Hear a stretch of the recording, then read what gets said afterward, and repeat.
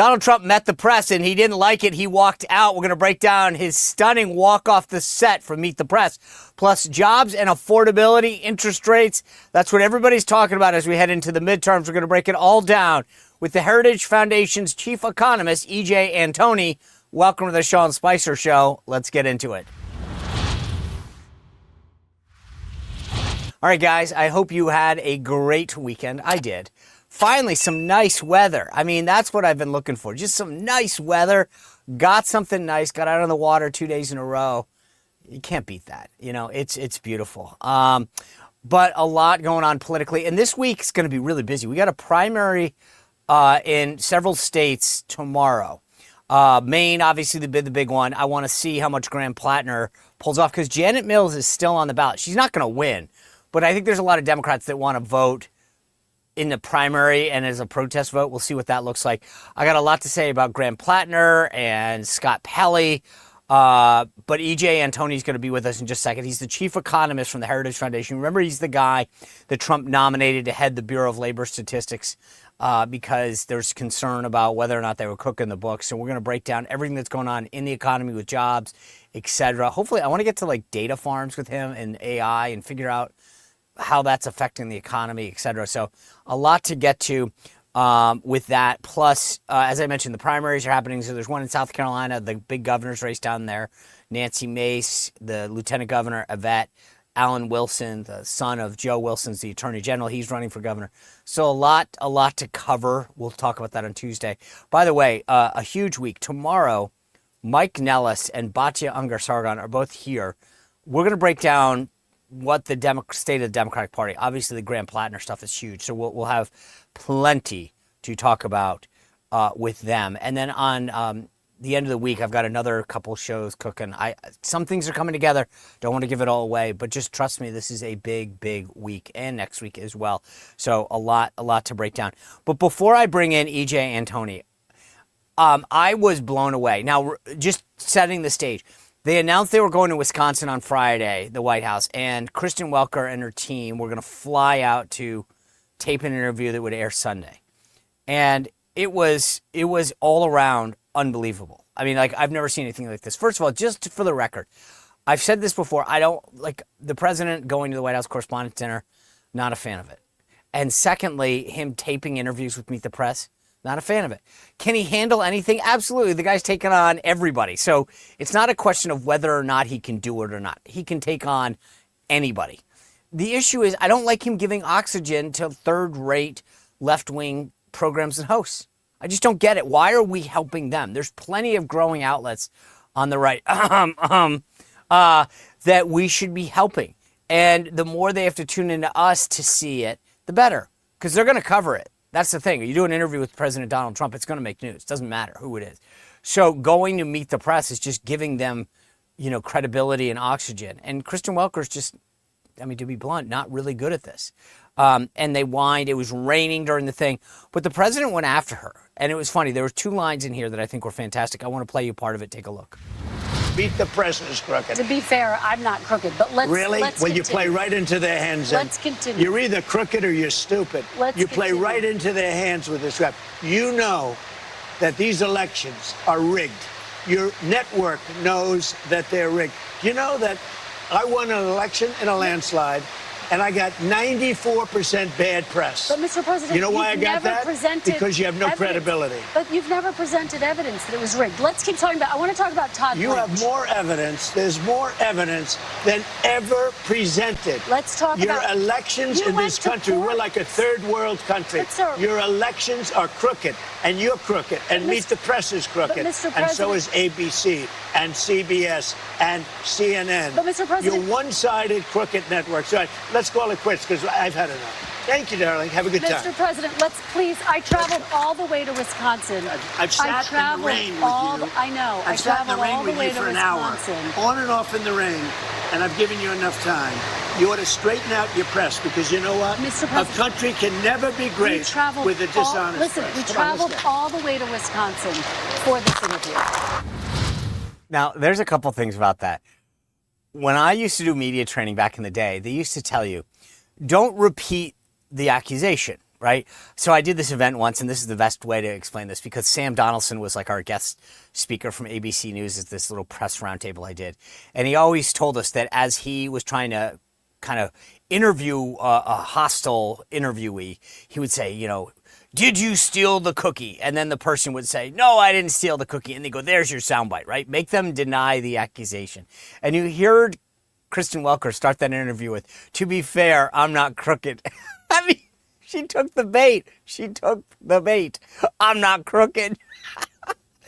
I mean, that thing should be in meme land forever. But then at the end, she's just begging him, I traveled to Wisconsin. I came all the way here.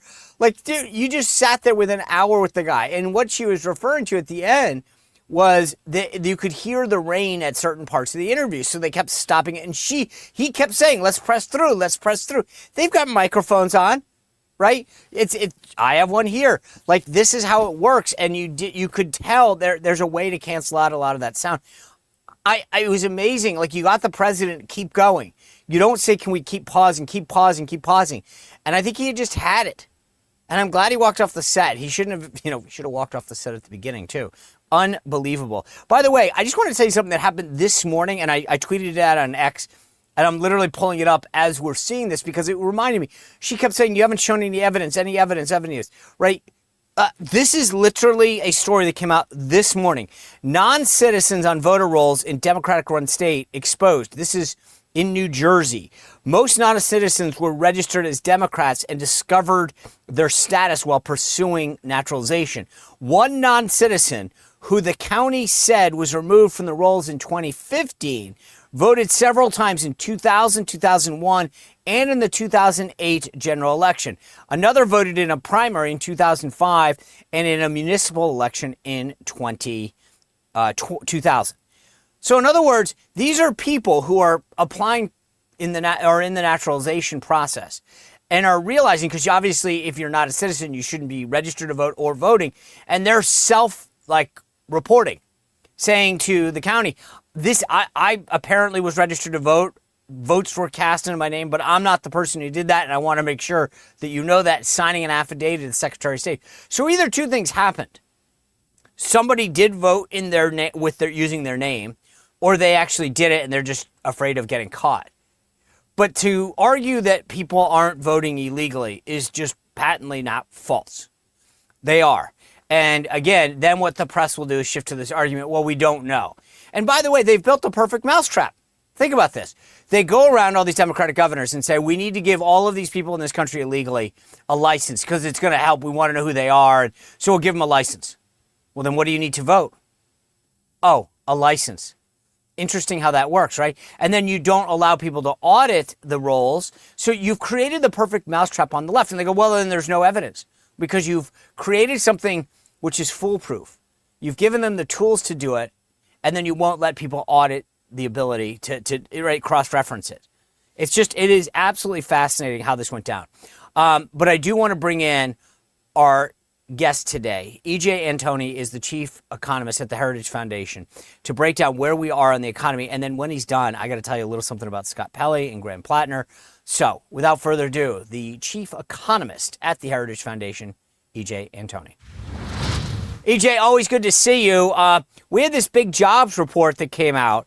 It exceeded expectations. I was just talking about the president's interview on Meet the Press. He paused. She said, you had a good jobs report. And he was like, no, it was a very good jobs report.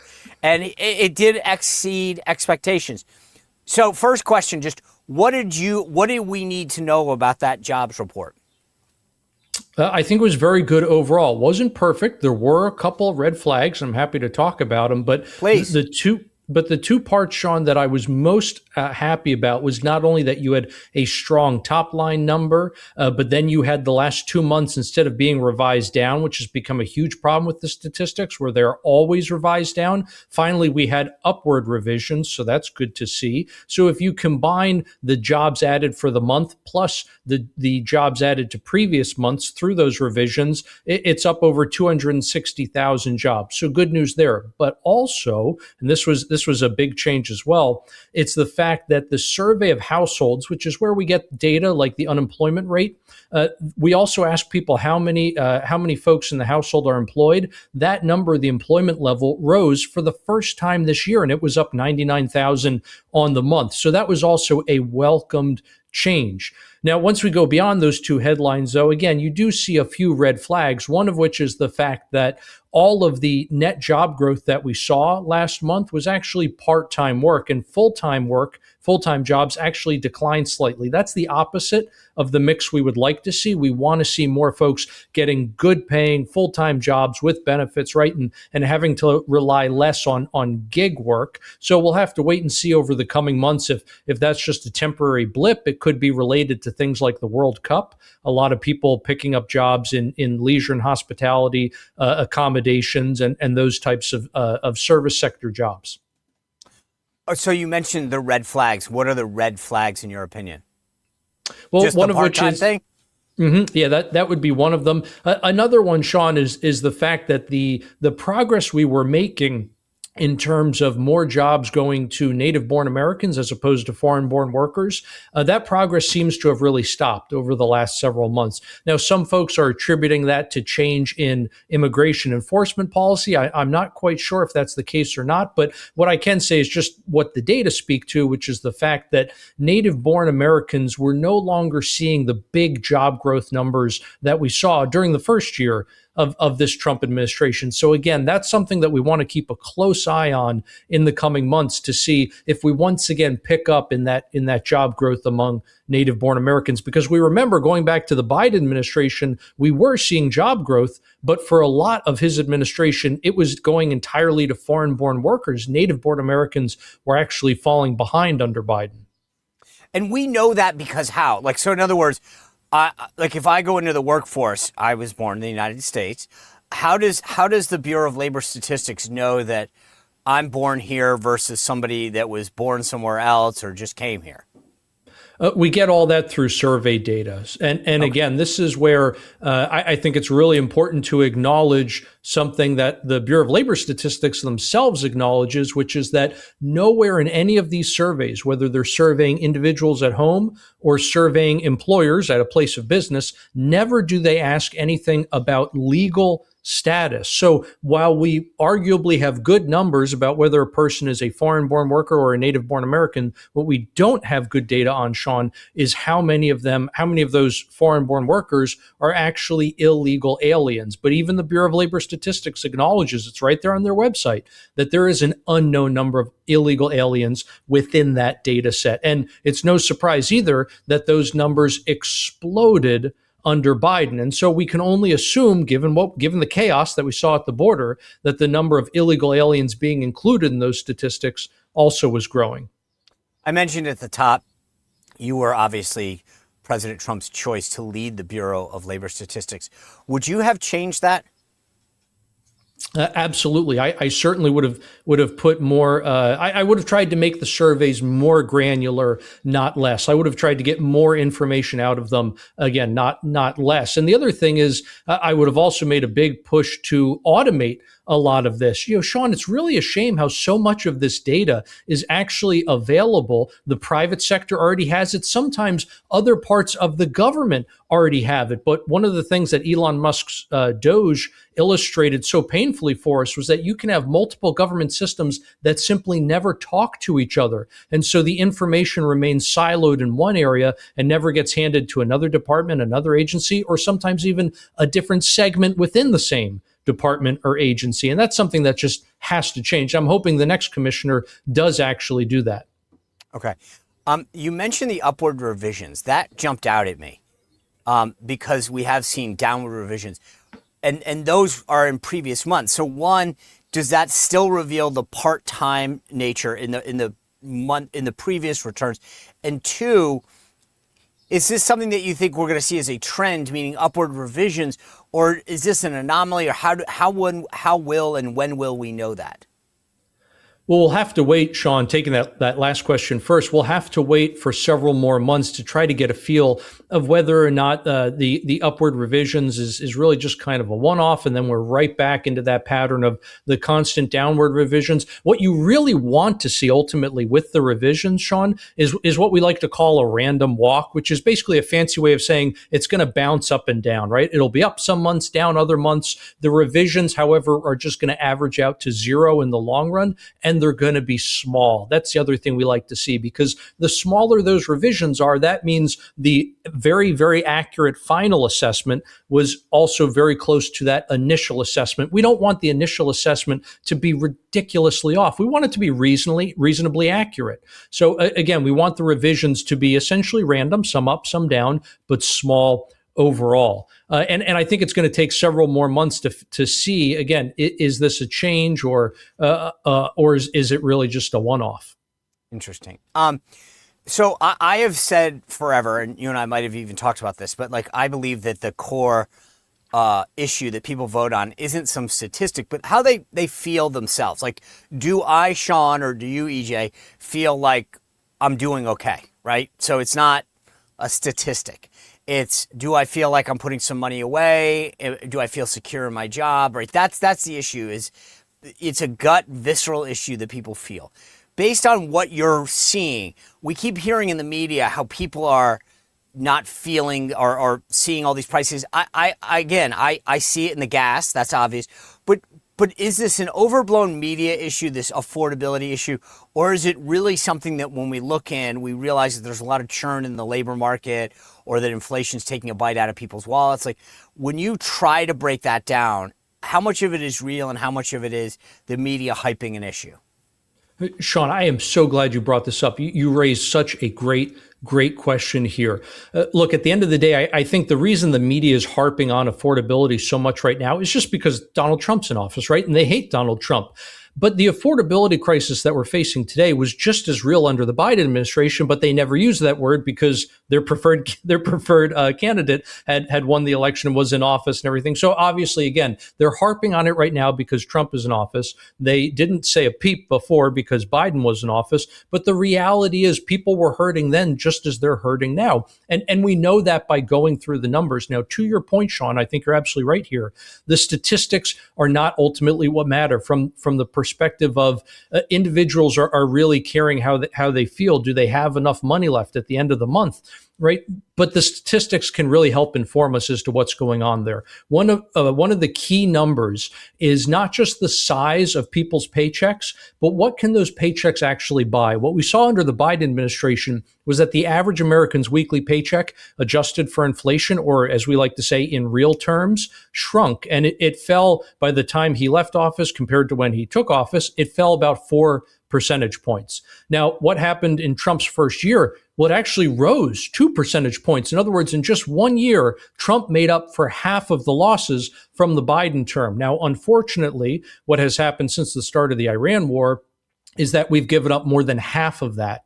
In other words, the average American's weekly paycheck only buys slightly more, not even a whole percentage point more today than it did when President Trump took office. And again, that's not something that has to do so much with the labor market and wage growth as it does just simply the impact of things like oil prices as a result of the conflict with Iran. But it is still what is driving the affordability crisis and people's negative perceptions about the economy. And it's part of the reason why, if we look at some other figures, all of these data really line up very well together, Sean.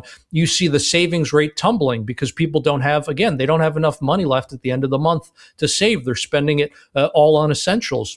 Also, we're seeing consumer credit really spike. In other words, people are relying a lot on credit cards to make ends meet. And this might be some of what we're seeing in those jobs numbers, where you are seeing people take on multiple part-time jobs because they're taking on a gig at night or on the weekends, whatever the case may be, to bring in some extra money to cope with the higher prices that again are all stemming from the Iran war. So it doesn't really seem like it's something that originates with the labor market in particular, or this administration's tax and regulatory policies, which have been phenomenal. This is strictly the result of the Iran war.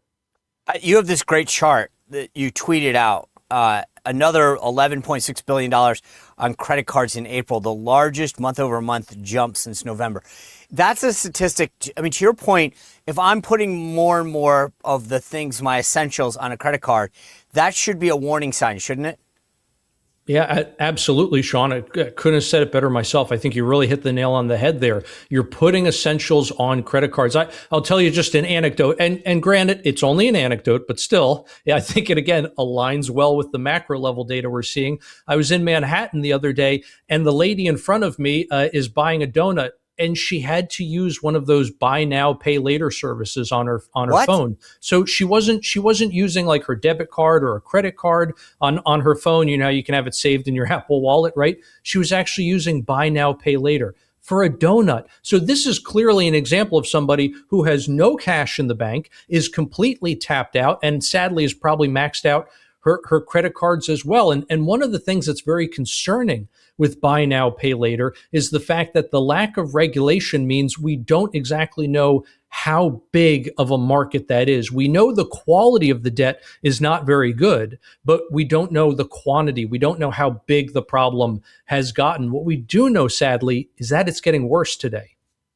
Again, if you're a politician running for re-election, these are the kind of things that might be tells, because to your point, you say, oh, we have a great jobs report. True.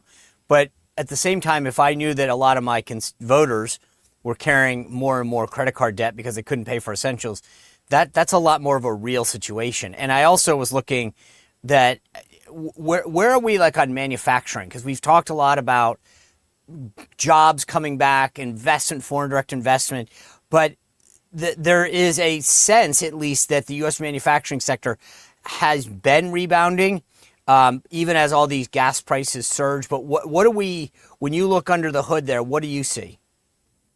Sean, again, I'm really glad you raised this issue as well. This is a great point here, because so many of the president's detractors have just been beating him over the head with this data point that manufacturing jobs are lower today than when the president took office. And sure, that's true. But what they don't tell you is that manufacturing has been declining. Manufacturing jobs, that is, has been declining ever since January of 2023. In other words, we are 3 years into a downward trend. 2 full years of manufacturing jobs being hemorrhaged out of this country before President Trump was even inaugurated. So the idea that somehow he's solely responsible for the manufacturing decline, I'm sorry, that's just nonsense. A quick temporal check on the data tells you that simply can't be the case. How was he causing America to lose manufacturing jobs 2 years before he even took office? Clearly, that's a Biden administration problem, right? But what we have seen, but I guess the question is, and that's fair.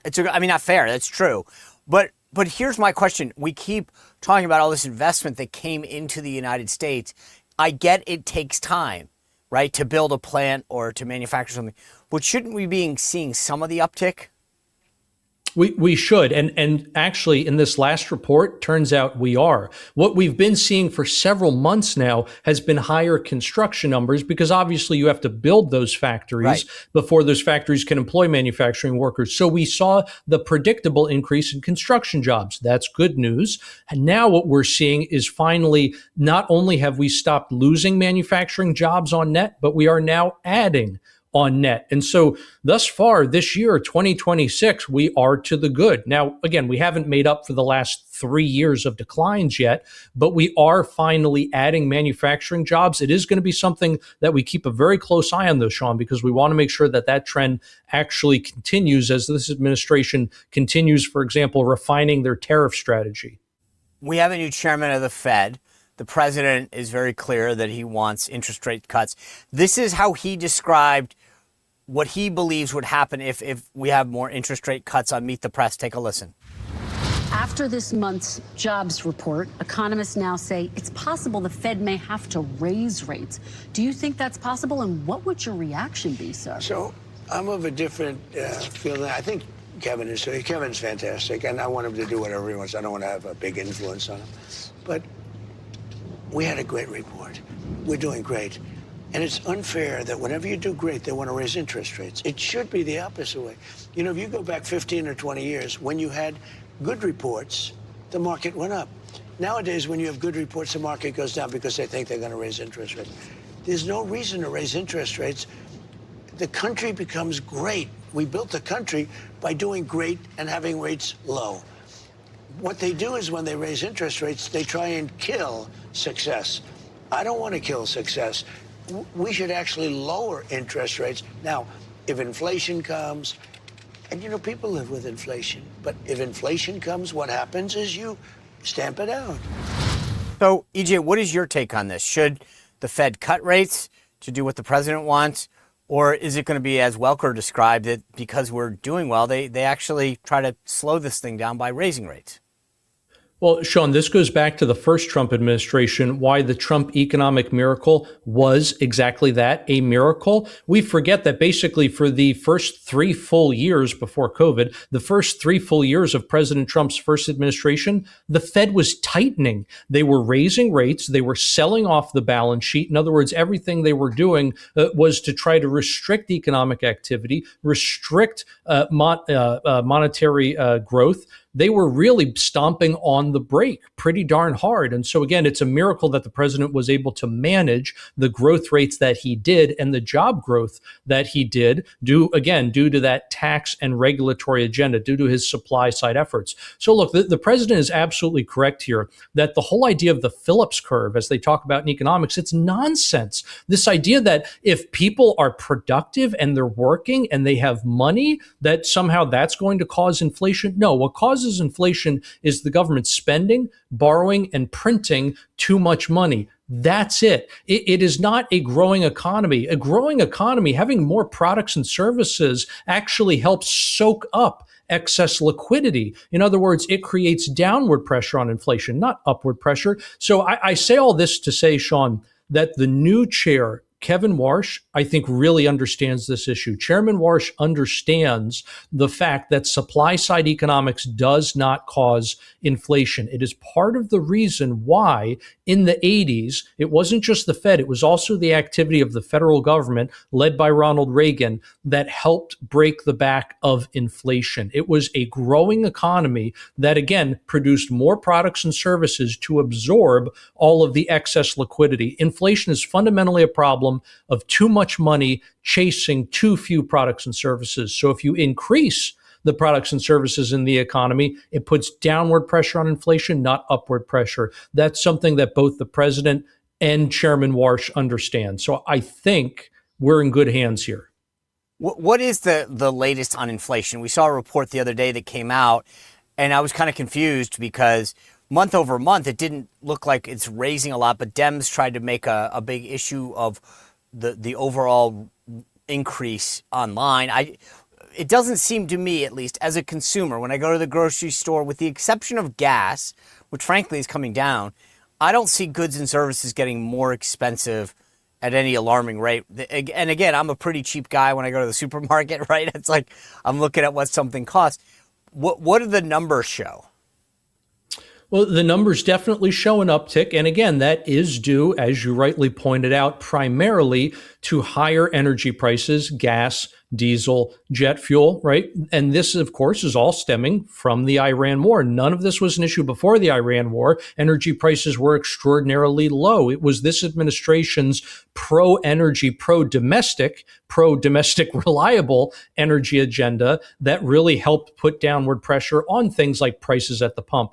And one of the reasons why the president was able to make such good progress on inflation during his first year, Sean, was the fact that energy affects the price of everything we do and everything we buy. So you put downward pressure on prices at the pump, and it ends up reducing prices everywhere throughout the economy. And this is part of the reason why, as an economist, I look at something like the Iran war as a bit of a tragedy, because I saw that looking at supply chain data, looking at input prices, a lot of consumer prices were actually set to start not just stop increasing, but they were set to start declining late in the summer, into the fall, and even into the early winter of this year. And now, unfortunately, with higher energy prices, that's all going to be reversed. So when we look at the inflationary forecast right now, Sean, we're not only seeing elevated inflation today due directly to energy prices, but we're also looking at those higher energy prices kind of trickling down throughout the rest of the economy and increasing a lot of other consumer prices in the coming months. Okay, you say in the coming months, right? Obviously, for what I care and what I do right now, I need things to be looking really good in September, actually all of September. And then, because most people start voting and maybe part of October. So if you had to look into a crystal ball and put a guesstimate as to where we are in early September to early October, where do things look like they're headed? Unfortunately, on that short of a time frame, Sean, I think we're still going to be in a bit of a tough spot here. Look, even if people need to understand that even if the Strait of Hormuz were to get open today, literally today, and you had oil start to flow in the coming days, it'll take weeks, sometimes more than a month, for that oil to get from the Persian Gulf to different ports in places like East Asia or Europe, right? Or even sometimes the Gulf of America, right? Because some of that oil would ordinarily come to our refineries. So what's then going to happen is all of the depleted energy reserves around the world. So in the United States, we have not only private stocks, but then we have a strategic petroleum reserve.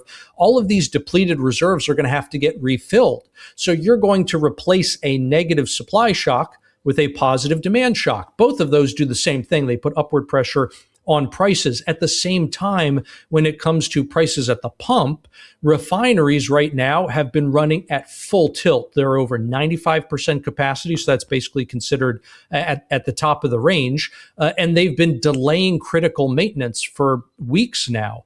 That means that all of those maintenance needs are going to catch up when they finally do actually, again, open the strait and get the oil flowing again. So this all translates into higher prices in the future. In other words, as one shock goes away, it's going to more or less be replaced by another shock. So it's going to take many, many months, even after the strait opens, until I think we get back to anything resembling normal. The energy executives last week were apparently running around or sounding the alarm that we're depleting all of these reserves and we might be nearing a point where if we don't get the strait opened, that prices really start to get jacked up. Is that something that concerns you as well?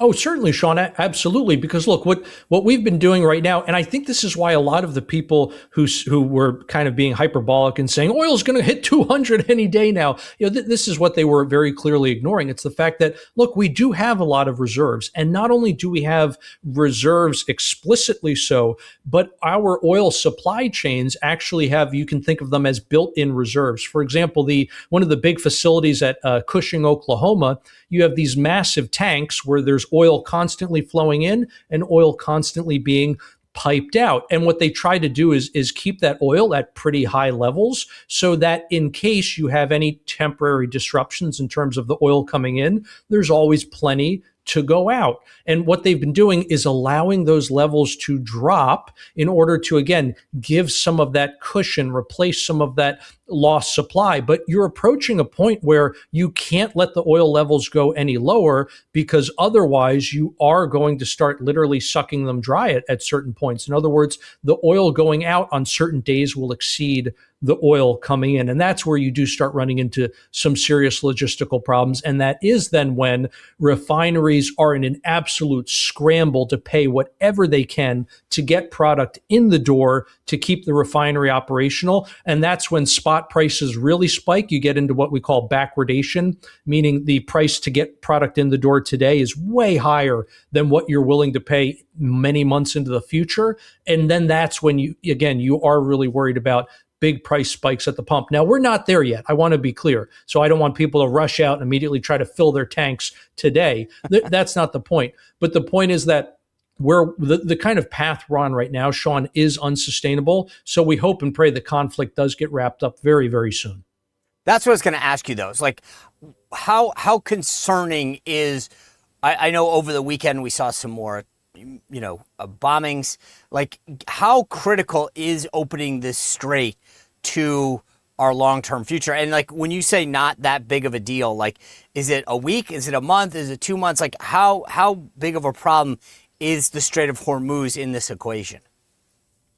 It is the problem, Sean. Look, at the end of the day, the different countries in the Middle East, they've been able to reroute some of their oil out of the region via other mechanisms like the pipeline that runs across Saudi Arabia, for example. But that's very limited in its total volume compared to the amount of flows that were coming out of the strait. And we do keep hearing stories of different ships running the strait basically and making it out alive. And thank God for the people on board that was the case, that they made it out alive.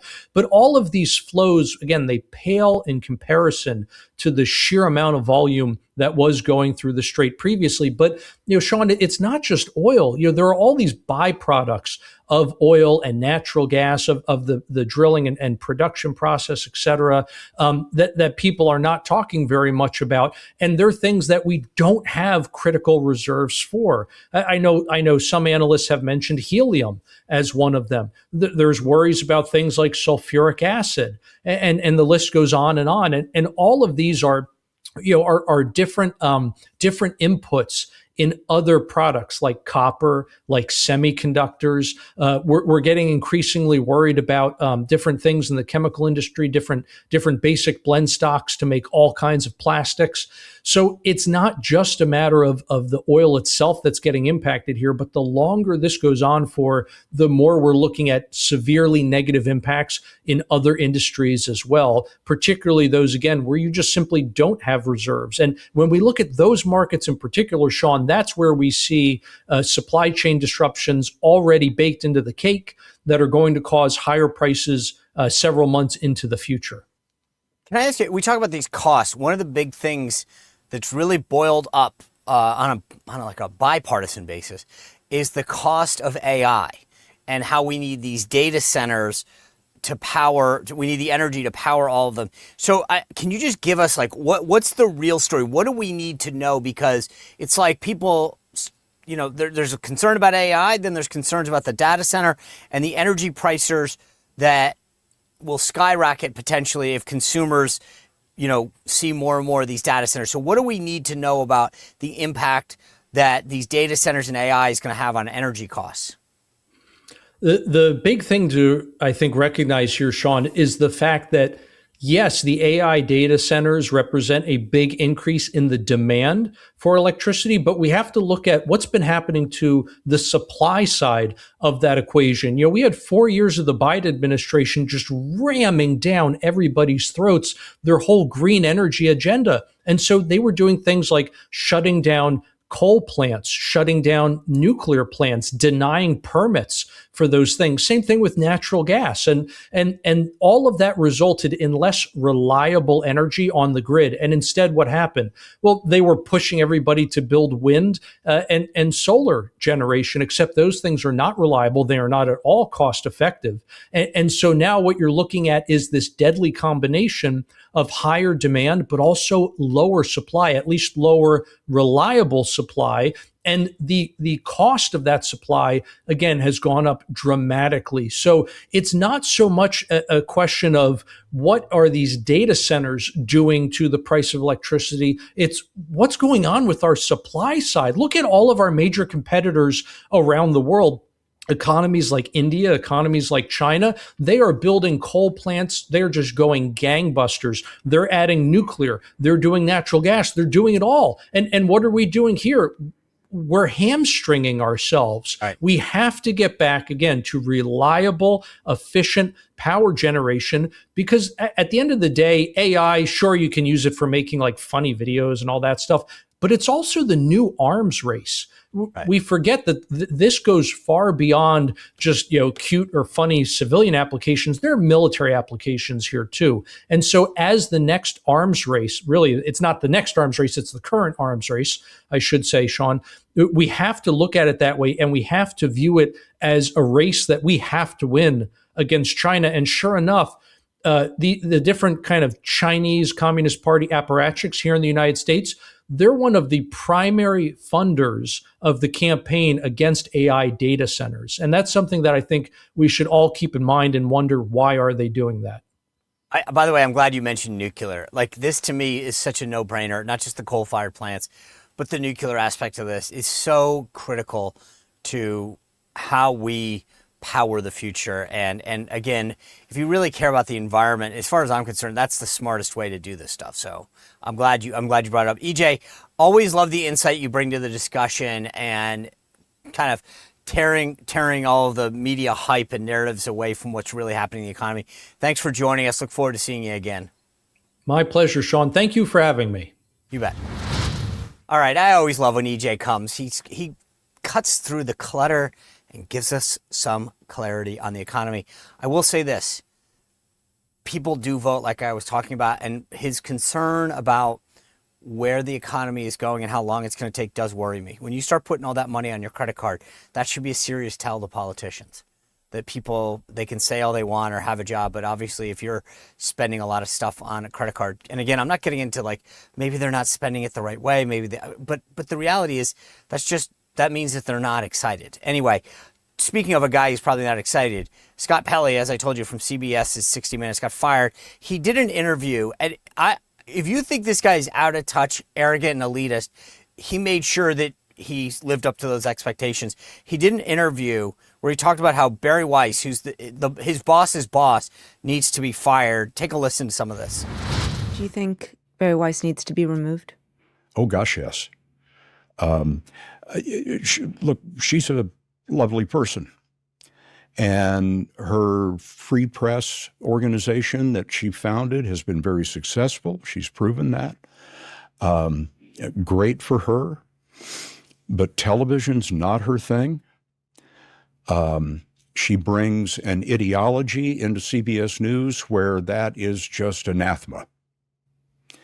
And so it's a terrible fit. It's probably not her fault. But it's just a terrible fit. She doesn't know television. She doesn't understand how it works. She doesn't have management experience for a large organization like CBS News. So, yes, I do think that we would be far better off without her. Maybe she goes back to the free press and has a sterling career.